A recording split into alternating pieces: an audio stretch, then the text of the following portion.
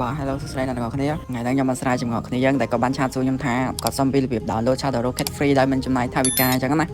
អូខេឥឡូវមើលវីដេអូហ្នឹងហើយកុំភ្លេចអនុវត្តតាមទៅអ្នកគ្នានឹងបាន Shadow Rocket ដោយ free ដែលមិនចាំបាច់ចំណាយថវិកាយកទៅជាវពេលនៅពេលដែលគ្នាយើងមើលវីដេអូហ្នឹងហើយគ្នាយើងចុចទៅក្រោម description ហើយចុចយក link មួយហ្នឹងដើម្បីចូលទៅក្រុម channel Telegram ខ្ញុំអញ្ចឹងណាហើយ link ហ្នឹងគឺខ្ញុំតម្រាក់នៅក្នុងក្រុម Telegram ហ្នឹងហើយ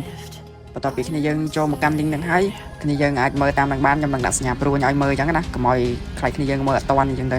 នៅពេលដែលអ្នកទាំងអស់គ្នាចុច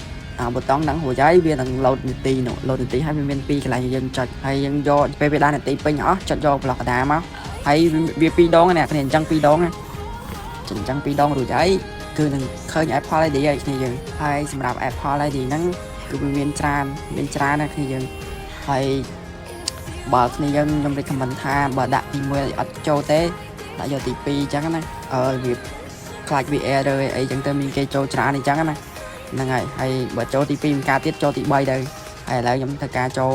ខ្ញុំយកអាទី1ទៅអានេះដោយសារតែខ្ញុំចូលទៅខ្ញុំយកទៅដាក់ទៅ VR វាលើកពាណិជ្ជកម្មទៅបានលើកថយក្រោយបានអញ្ចឹងខ្ញុំចូល30ដើម្បីយកអាទី1ទៅតែអញ្ចឹងណាដើម្បីដាក់វាហើយនៅពេលដាក់ហើយគឺមានកន្លែងសំខាន់មួយទៀតដែលយើងត្រូវចូលការអញ្ចឹងណាចាំតិចទៀតខ្ញុំប្រាប់ទៀត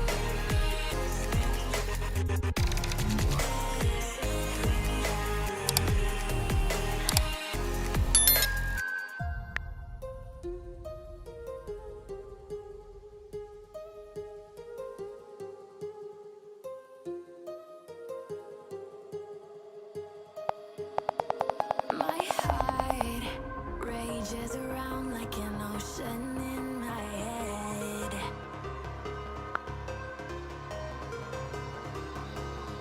ដូចឃើញស្រាវចឹងគ្នាយើងមិនខ្ញុំយកអាទី1ចូលអត់ការចឹងណាហើយឥឡូវខ្ញុំចូលអាទី2ចូលទី2បានហើយនៅពេលដែលវាចេញអាកន្លែងបែបហ្នឹងហើយ